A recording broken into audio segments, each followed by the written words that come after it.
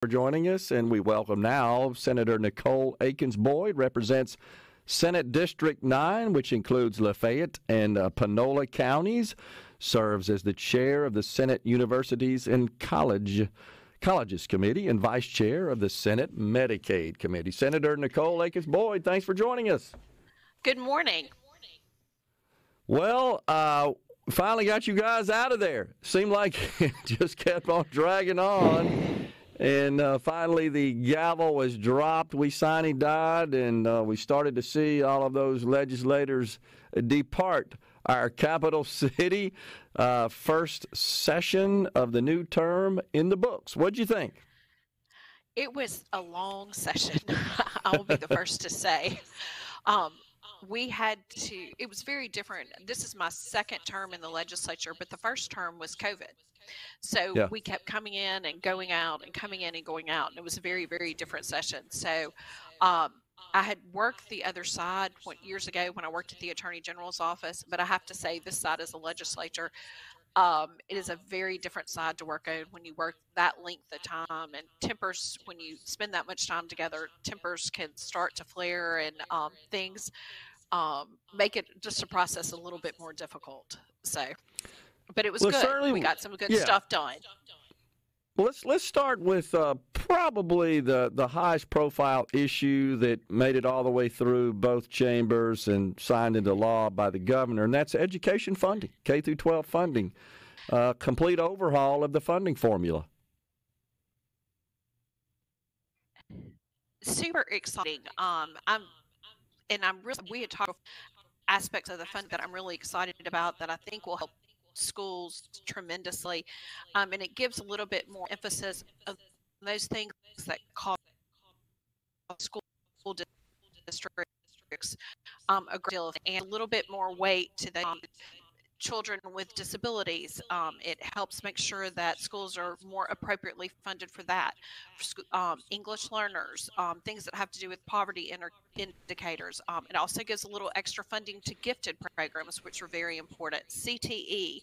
And then it also takes into account the sparsity component for school districts, because running school buses is much more expensive for those school districts that are very rural and have to go long areas. So I'm excited because I think those account formula, and I think it's pretty exciting about that. So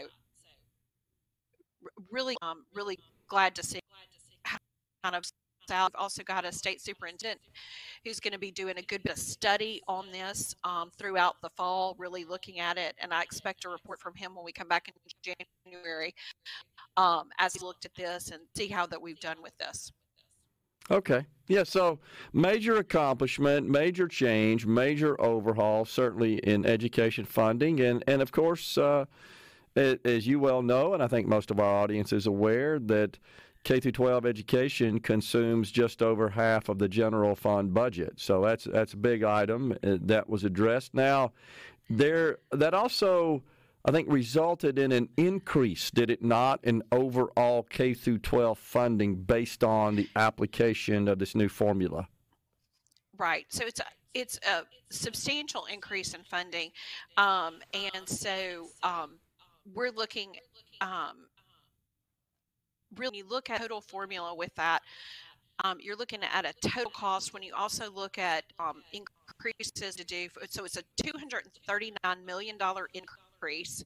And then also when you look at the PERS increase that we had to do for teachers, the insurance increase that we had to do, which was outside the formula, looking at total cost to taxpayers for close to $3 billion that are kind of appropriated through that. So that expenditure, and so, but that's a huge increase for what we're doing for education. Yeah. Absolutely. All right. So were you aware when the Lieutenant Governor appointed you to serve as the vice chair of the Senate Medicaid Committee that we'd probably have more action on Medicaid, which, by the way, is the second largest spending item in the general fund budget? Did you know you're going to have this much activity, is one way to put it, on that complex matter? I did not. I thought we would probably didn't have that this first year of a session. I thought that we would spend a good bit of time having hearings on this really into this more over next year, really looking through the summer and then the fall of this next year. And so I didn't know that we would go into it this first session. I was kind of surprised at that. But nevertheless, we got it in there. It's really hard. We were not able to agree in the end. And I think that's fine. We will come back and we will look at it again. The Senate felt very, very strong about a work requirement. And I still feel very strong about a work requirement.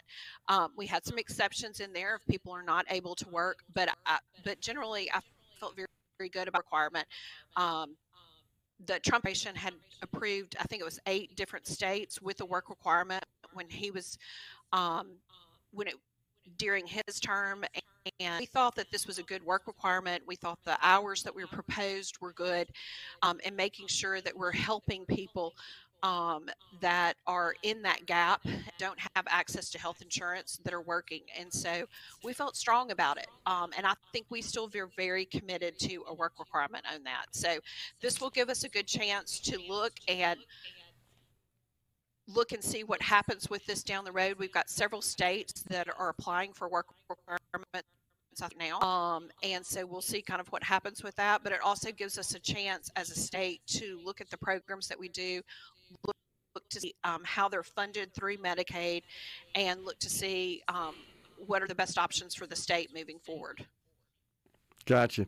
I just wonder if the legislature has actually ever had a conversation with anybody who, let's say, presently doesn't work or maybe would not meet the work requirement as stipulated in the measure proposed by the Senate or the House, and asked, hey, look, if Medicaid were made available to you or health insurance were made available, would you go to work? Have you guys ever talked to anybody and asked that question? We've had a lot of us have had conversations with that, and I had people calling in, constituents calling in, and most of the people that were calling into us, many of them work, but they work at multiple part-time jobs, and so they would have easily fulfilled that work requirement with that. But we want to make sure that this is a state that you and I talk about sometimes every time that I'm on your show, is our labor force participation rate is the lowest in the country. And we have the people to work in the state of Mississippi, and we want to make sure policies we base really encourages all of us to go to work. And there were a number of people that really looked at this work requirement, and we wanted to make sure that those that were working continued to work. And this was not a reason that we took people out of the workforce. Now, whether it's going to make somebody go to work or not, that's a question. But what it does do, it helps make that those that are in the workforce don't leave the workforce. And so that's something that was very, carefully thought about and carefully considered. So, and we had some exceptions in there that if people had looked at the exceptions, die House with them not agreeing on the work requirement with the Democratic caucus over there.